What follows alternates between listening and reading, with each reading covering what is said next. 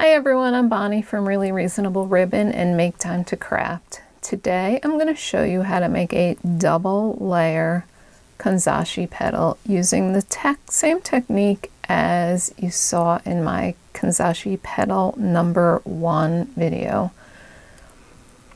You can see on this sample that I have actually mixed and matched. The bottom flower layer has the double layered petals.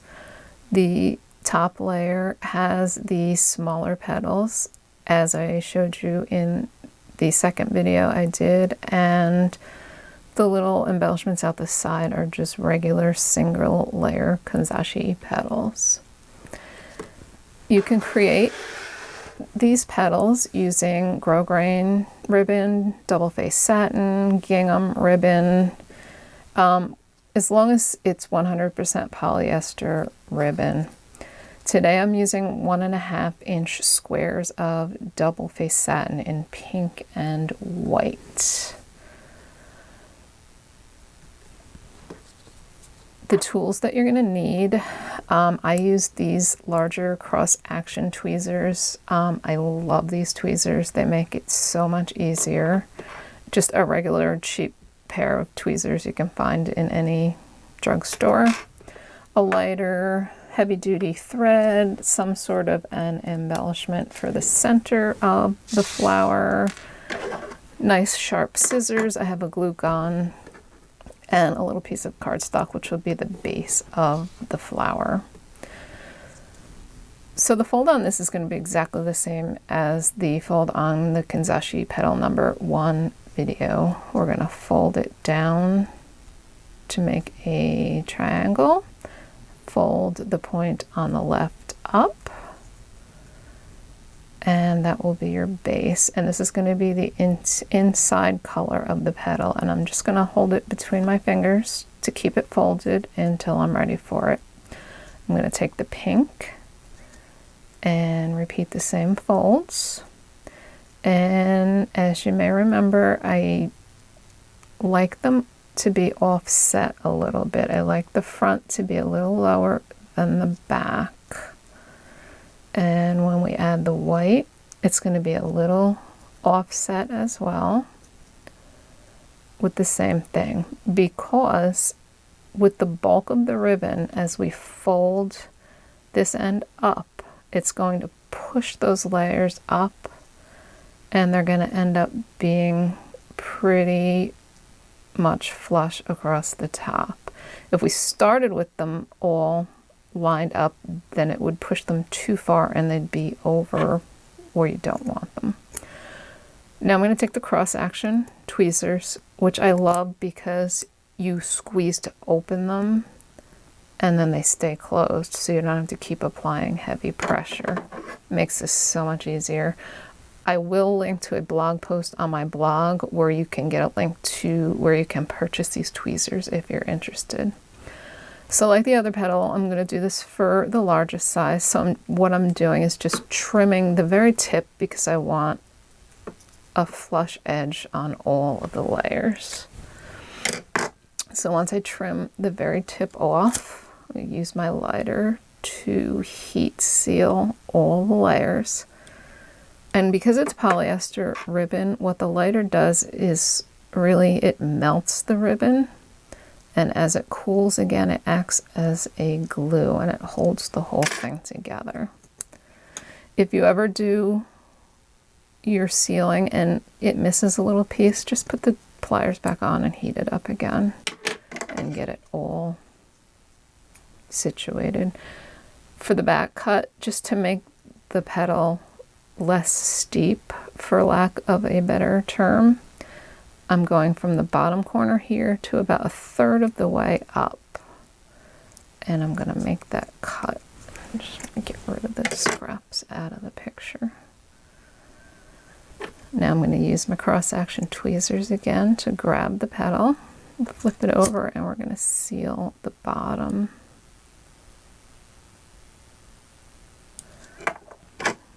And I sometimes come in and squeeze a little just to make sure.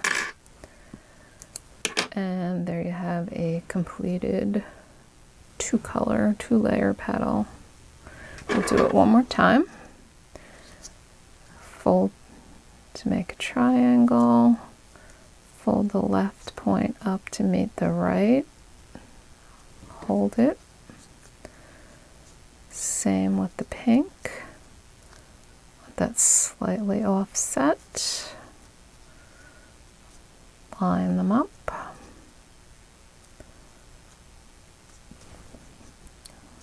Fold. And if they're not exactly the way you want them, you can kind of fuss with it. It's not really crucial either, because you're never going to notice in the finished flower if it's off by a little tiny bit. Flowers aren't perfect, so don't make yourself nuts. Seal the ends. Use the other pair of tweezers. I like to just make sure I squeeze that really tight. Make the back cut.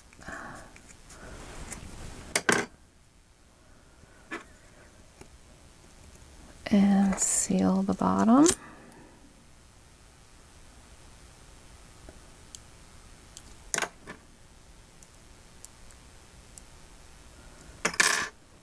And from there, it's the same exact assembly as we did in Kanzashi Petal 1 video. I have a heavy duty string, and I just string all the petals. I usually use 8 when I'm doing the double layer. I'm just getting right in on the edge, just catching it. I like to make sure I get all the layers. And you're just going to string them around until you have all the pieces strung, which I have this one that I did. I tie it in a double knot. I then flip it over, and I'll usually put some hot glue there just to hold that string, and I'll clip it a little. I don't like to clip it right next to the knot because it might come apart. At that point, you're going to add a little piece of cardstock to the back and stick it on. It's your choice whether you use hot glue or a slower drying glue. I used hot glue on this one. I like a slower drying glue too, because then I can really shape and move the petals where I want them, because it's a slower drying time. It's really your choice. At that point, you just need to decide, you know, do you want to add a second layer to your flower or leave it flat? And then you're going to pick your embellishment. Really Reasonable Ribbon has a new line of embellishments, something for everybody's wish list. Pick whatever you like. I really love these plush covered buttons. And there's so many choices. That's really not the right color for this, but these are great too. Gingham covered buttons, you know, whatever you like in the center. Hot glue that on, and then pick the backing of your choice, and you will have a beautiful finished Kanzashi piece. These are also great for pins. This I haven't decided whether it's going to be a hair clip or a pin. This shape is really nice for a hair clip because it'll cover a longer French clip, you know, even for an adult rather than a child. These are really pretty to do. This one I did with gingham and grosgrain. So thanks so much for joining me and learning how to create this fun new Kanzashi petal. If you liked the video, don't forget to give me a thumbs up below and subscribe to my YouTube channel so you'll be notified when I add new videos. Happy crafting!